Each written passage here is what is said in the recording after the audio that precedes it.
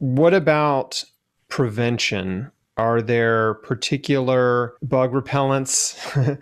Like we use one called Repel, which is pretty highly rated, but I don't know what your opinion on those bug repellents and also, supplementation. So are there some immune supportive supplements and herbs and things that you recommend for people that don't have Lyme yet, but they're just like, hey, I'm going to be in the woods. I'm going to be out. I'm outdoors a lot. Like, are there, stuff that that should maybe be in heavy circulation in their bloodstream? Right. I think from a prevention perspective is Lyme is considered paradomestic, meaning approximately 75% of people get it in their yard or in their neighbor's yard. And the reason for that is ticks are edge species, right? So we call them a deer tick, but really deer may actually not be the problem. It's more the habitat that deer like to be in is where other chipmunks and rodents like mice are, and they seem to be the primary vector. And so what ends up happening is 10 feet into the woods and 10 feet onto your lawn is the primary area where the deer tick is going to be living. And if they get further out from that, there's, they like it to be warm. They like it to be damp. They don't like super bright sunlight where they're going to get, all dried up and everything. And if you think about your yard, most people take the swing set and they put it in the corner in the shade, which is prime tick habitat. Then you go, oh, people make gardens and it's like all around our house. We have these nice, beautiful ornamental things. Those are all beautiful places for ticks to be. So it's like high risk areas. So when we go outside, one of the most important things are you can put permethrin on your clothing. And permethrin is toxic, especially to aquatics and aquatic wildlife and plant life. So just don't pour any of it into the stream next to your house when you want to get rid of it. It's wet. We try not to touch it. Spray it on your clothes. Let it dry. Once it's dry, it'll kill ticks on contact, and it's good for mosquitoes and other things.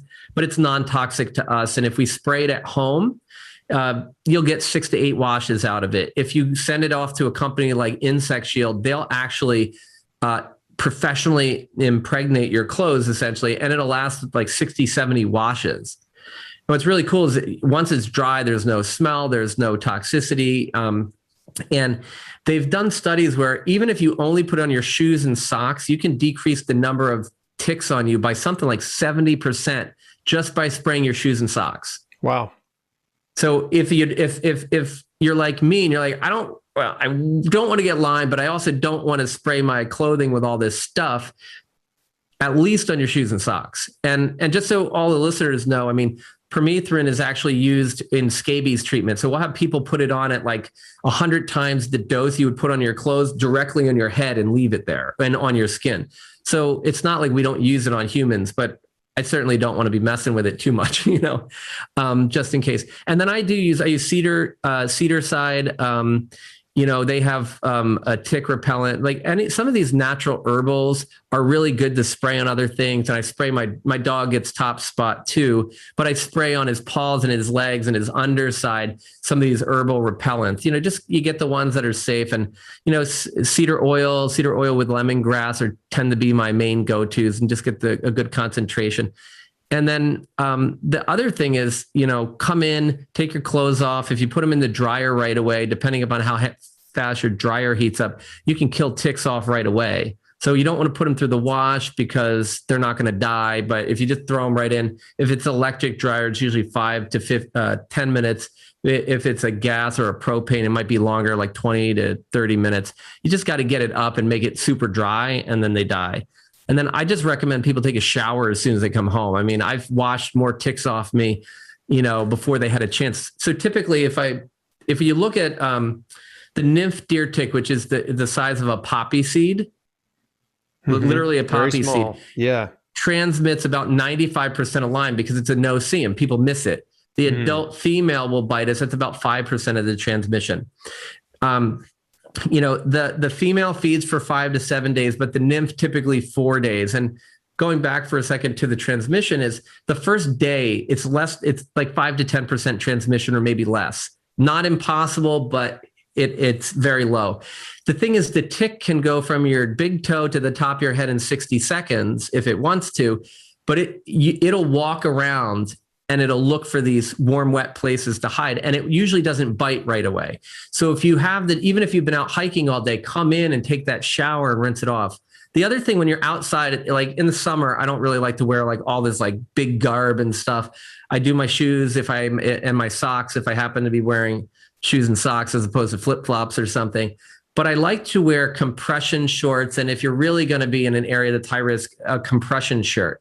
You don't have to get the super athletic recovery, but kind of more the Under Armour style of like fashionable. Because if you think about it, the ticks are going to like your groin.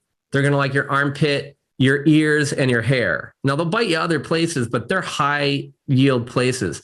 So if I seal off and make an occlusive layer around my groin and around my armpits, I only have to check. I mean, I'm going to look at my legs and everything else, but I'm not going to have a high risk of it in those areas. And then I can focus my tick check more in the ears and in my hair. So those are some ways that you can do it. And then, for me, it's just like, whenever anybody asks me, should I be taking stuff to prevent tick stuff? I have a few people who get bit a ton. They're outside, no matter what they do, they're getting bit all the time. And there's some herbs that they can use. But they're getting bit 3 or 4 times a week, and they get Lyme disease 3 times a year. I'm like, I can't just let you wait, But for the most people, I'm like, look, let's step back and think about how we keep ourselves healthy. I recommend a plant-based whole food diet with whatever protein you like at the end. We really need nutrition, and we should focus, going back to the osteopathic part, our body wants to be healthy. So we can be very resilient if we eat well, we stay hydrated. I love our vitamin D levels to be in the 50 to 60 range. And people argue a little higher, a little lower, but it's a general ballpark.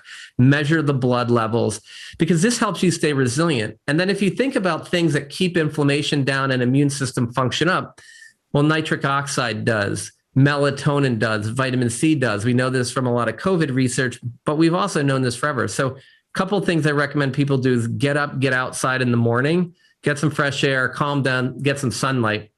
And then that'll also help you get to sleep and focus on taking the electronics and the blue light out late at night. Do some sort of practice to slow yourself down. And so it's like all these natural things that we can do. So in other words, eat right, go to sleep, drink some water, chill out.